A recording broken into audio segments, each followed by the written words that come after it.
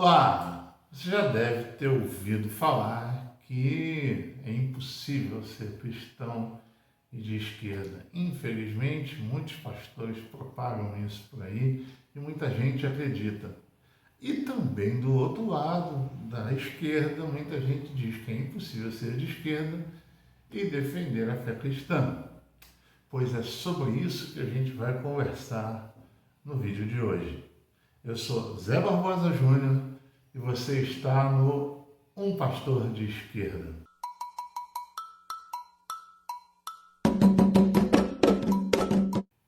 Então, esse é o nosso primeiro vídeo, esse é o nosso momento inicial nesse canal. Então eu já quero pedir a você, inscreva-se no canal, aperte o sininho aí para receber todas as novidades do nosso canal, dê o seu like e vamos embora conversar, porque esse tema é muito gostoso e é muito bom poder falar disso hoje. Como eu disse, muita gente vive dizendo que é impossível ser pastor de esquerda ou ser cristão de esquerda, seja católico, seja evangélico.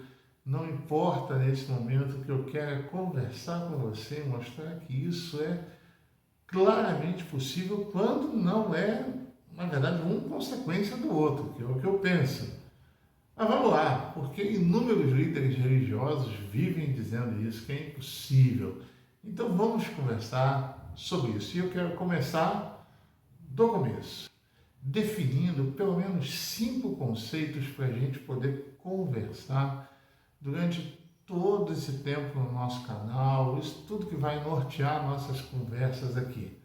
Então eu quero falar sobre 5 temas hoje: capitalismo, direita, esquerda, socialismo e a fé cristã.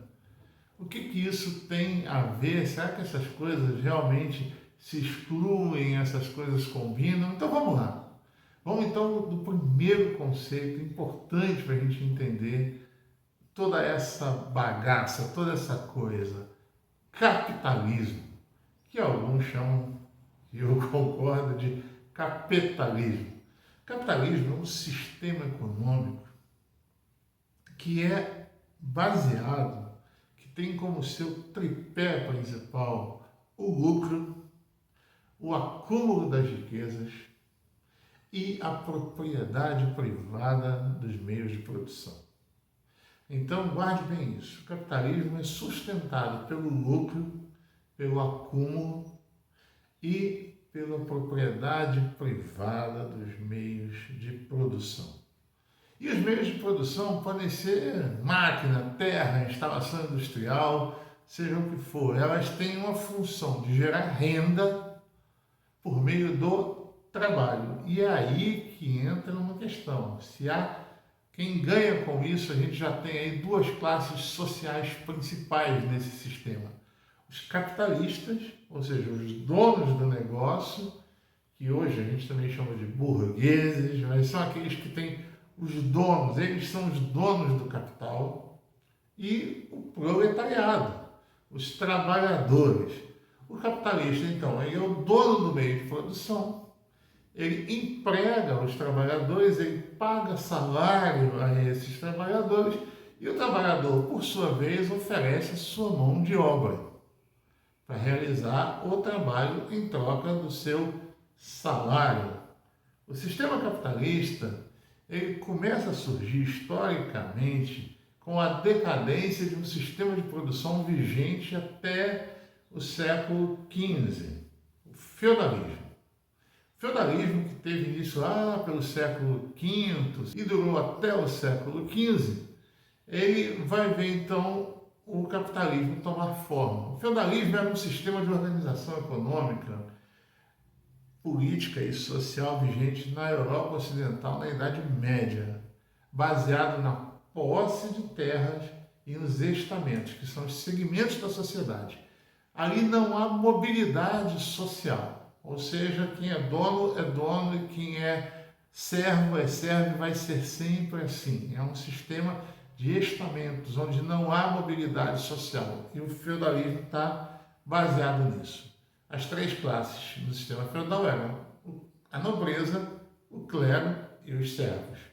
Como eu falei, quase sem mobilidade, é quase impossível a mobilidade social no sistema feudal. Com o advento e desenvolvimento da atividade comercial, surge uma nova classe econômica chamada então de burguesia. E o comércio, diferente da organização feudal, ele estruturava-se no trabalho livre e assalariado. Essa mudança foi um dos principais acontecimentos para a transição daquilo que a gente chama de Idade Média para a Idade Moderna. Então, da decadência do feudalismo e início da primeira fase do capitalismo. Por que eu estou falando primeira fase do capitalismo? Porque a gente identifica pelo menos 3 ou 4 fases do sistema capitalista. Alguns estudiosos vão falar de 3, outros vão falar que a gente já está numa 4ª fase que se mistura com a 3ª fase.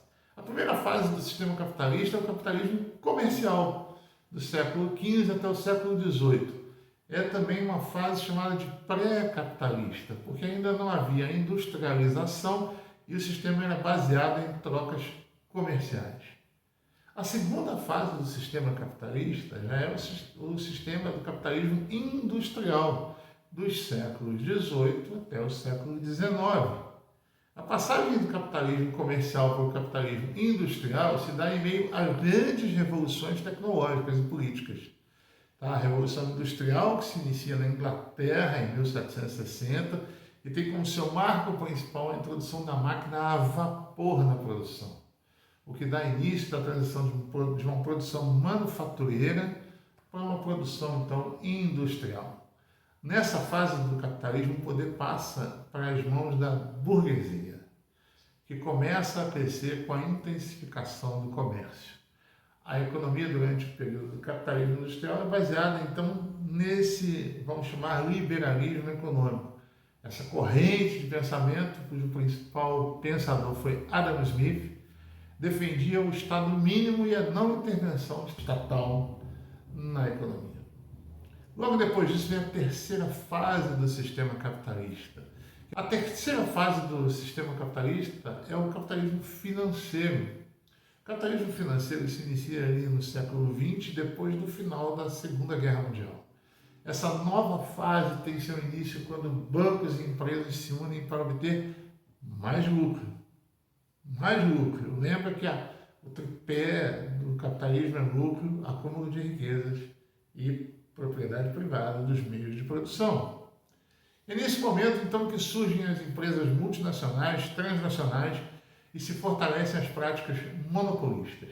Esse modelo, então, é vigente até hoje, a gente vê isso acontecendo e é baseado nas leis das instituições financeiras e dos grandes grupos empresariais presentes no mundo todo. A quarta fase, que alguns chamam de quarta fase do sistema capitalista, é o capitalismo informacional. Ele corresponde ao período econômico e social que a gente está vivendo, mas ele é marcado pelo avanço da globalização, dos computadores, dos telefones digitais, da robótica e da internet. Ele recebe esse nome porque está intimamente relacionado com a sociedade da informação, ou então a era da informação, com o desenvolvimento das tecnologias de informação, aceleração do aumento de fluxos de capitais, mercadorias, informações, pessoas e ainda a difusão do conhecimento. Nessa quarta fase, informação e conhecimento são fundamentais. Bom, tendo esse panorama aqui, muito a grosso modo da história do capitalismo, a gente faz um parênteses aqui para falar de outros 2 conceitos: direita e esquerda. Por quê? Porque é exatamente num desses períodos do capitalismo que surge esse conceito de esquerda e de direita. A gente tem o capitalismo industrial e vem, logo depois da Revolução Industrial na Inglaterra, a gente tem a Revolução Francesa. E dentro dessa revolução, aí é que a gente tem que entender esses conceitos como surgem. Quando acontece a Revolução Francesa, os parlamentos formados por toda a França entre 1789 e 1799 eram organizados de forma que os representantes da aristocracia se sentavam à direita do orador e os chamados comuns, que eram os burgueses, à esquerda do orador. Os aristocratas defendiam os privilégios da aristocracia, da igreja e da sociedade de classes que existia no antigo regime. Ou seja, eles eram conservadores no sentido de manter as estruturas sociais vigentes até então. E já os que se sentavam à esquerda representavam os interesses da burguesia, a classe que estava pagando a conta da aristocracia da igreja, mas que até aquele momento não tinha poder político. Entre os seus interesses estavam o republicanismo, o secularismo e o livre mercado, que iam ao encontro de seus objetivos para fortalecer o comércio e retirar os privilégios das classes que até então dominavam a política. É interessante destacar que nesse contexto, trabalhadores, camponeses e pobres em geral nem eram representados nessas assembleias. E a ideia de democracia ainda era bastante restrita. Então, a gente tem um sistema capitalista, a gente já viu o que é capitalismo, a gente viu o que é direita. A direita é sempre aquele movimento disposto a manter o padrão, a manter o status quo, a manter os sistemas vigentes, e a esquerda, então, aquele grupo que quer mudar essa realidade. Então, daí vem esses conceitos que a gente traz até hoje, de direita e de esquerda. E agora a gente vai para o quarto conceito, que é socialismo. O socialismo é uma doutrina política e econômica que surge ali no fim do século XVIII, da primeira metade do século XIX, no contexto, então, da primeira Revolução Industrial, baseado, sobretudo, no princípio de igualdade. Essa corrente socialista emerge como uma forma de repensar o sistema capitalista que vigorava na época. De uma forma geral, o socialismo, a gente frequentemente associa o termo à corrente marxista, mas essa não é a única forma de socialismo existente.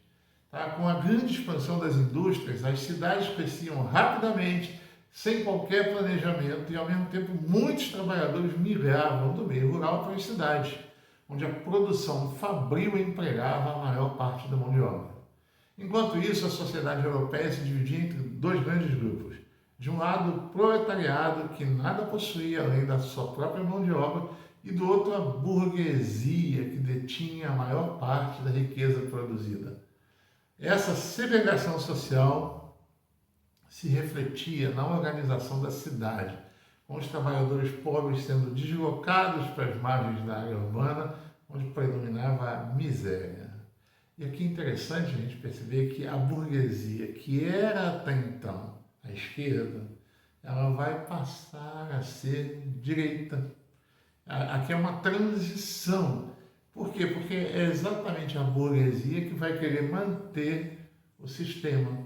É exatamente a burguesia que vai querer manter o status quo. E à esquerda ficam quem? Os trabalhadores, os camponeses, aquela turma que quer mudar essa realidade. Então, o conceito continua, mas os grupos migram.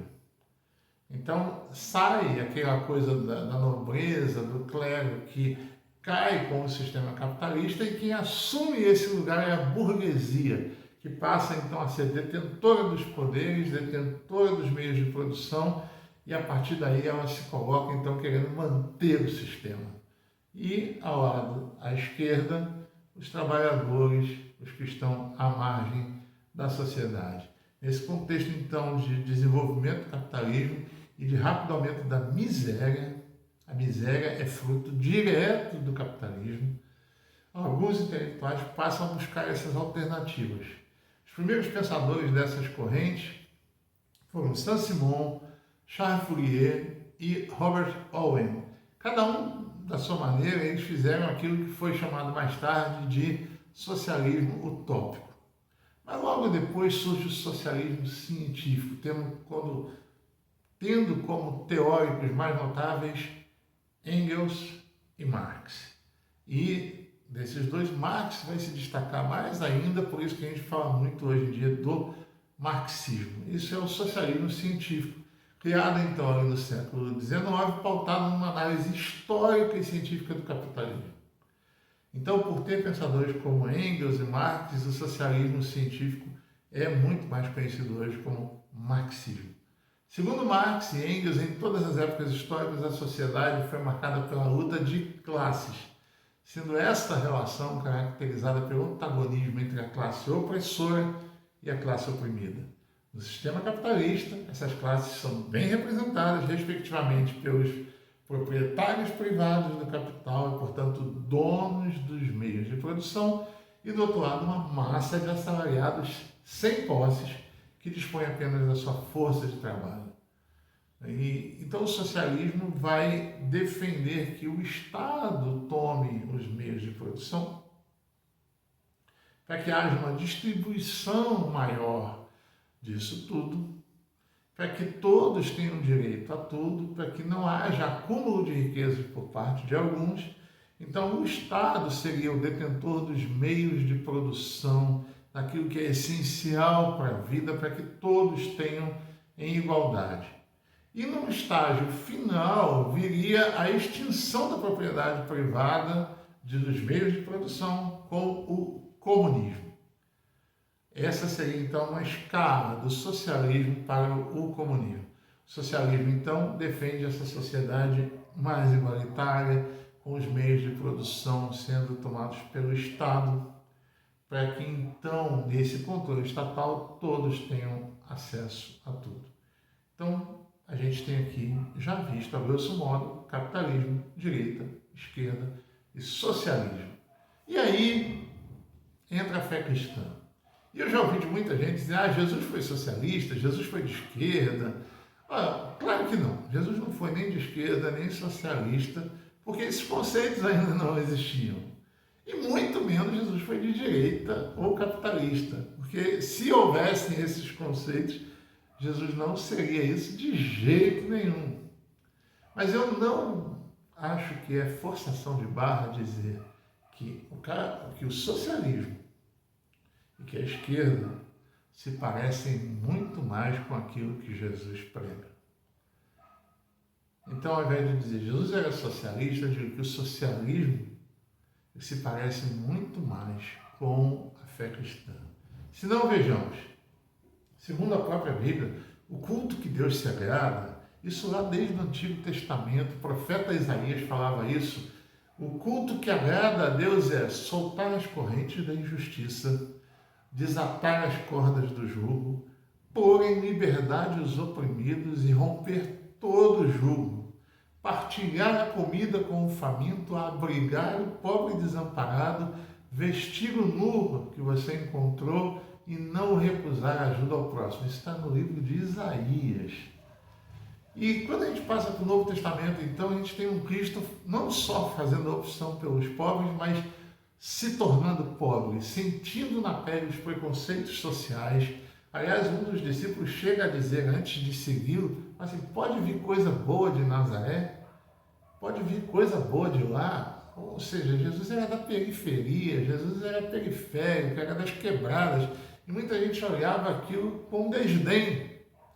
Mas ele vem e na sua vida denuncia a riqueza dos poderosos, a exploração dos pobres, tanto pelo império quanto pela religião. Aliás, desde do anúncio do seu nascimento, olha só o cântico de Maria, dizendo lá que Deus, com seu braço, agiu valorosamente, dissipou os soberbos no pensamento, depois dos tronos os poderosos, elevou os humildes, encheu de bens os famintos e despediu vazios os ricos. Está no cântico de Maria. Então, Deus tem lado. Ele sempre está do lado do pobre, do explorado, daquele que está à margem da sociedade. Por isso que eu não vejo problema nenhum em estar à esquerda. E por fim, eu gostaria de trazer um texto que eu sempre gosto muito, que está no Evangelho de Mateus, tá? No capítulo 24, 25, no último sermão de Jesus, onde ele fala do julgamento das nações. Preste bem atenção, é um julgamento do Estado, é um julgamento da nação. E como essa nação é julgada? Da seguinte forma, Jesus vai dizer assim, vinde benditos, vinde nação bendita, vinde Estado bendito. Por quê? Porque eu tive fome e me deste de comer, tive sede e me deste de beber, eu era estrangeiro, vocês me acolheram, eu era nu, vocês me vestiram, estava enfermo, vocês cuidaram de mim, estava preso e vocês me visitaram. Então, um estado julgado positivo por Jesus, um estado julgado abençoado por Jesus é um estado que tem uma política de segurança alimentar suficiente e relevante. Eu tive fome, vocês me deram de comer. Saneamento básico e água para todos, eu tive sede, me deste de beber. Uma política de acolhimento a refugiados e estrangeiros, eu era estrangeiro, vocês me acolheram. Uma defesa da dignidade humana, eu era nu e você me vestiu. Uma política de saúde pública eficaz, eu estava enfermo e vocês cuidaram de mim. E, por fim, uma política de segurança pública que trate o preso com dignidade. Eu estava preso e vocês me visitaram. Política de segurança pública não é bandido bom e bandido morto. Política de segurança pública eficaz é a que cuida do preso e, antes disso, cuidaria para não haver presos. Essa é a política que é aprovada por Jesus. Agora, vamos ser sinceros. Com que isso combina mais? Com a direita ou com a esquerda? Com o capitalismo ou com o socialismo? Eu não tenho dúvida de que tudo isso que a fé cristã me propõe, tudo isso que o Evangelho me convida a ser e a fazer, combina muito mais com a luta do socialismo e da esquerda. É por isso que eu, Zé Barbosa Júnior, sou um pastor de esquerda. Sejam bem-vindos ao meu canal e daqui para frente a gente vai conversar muito sobre muita coisa. Grande abraço e até o próximo vídeo.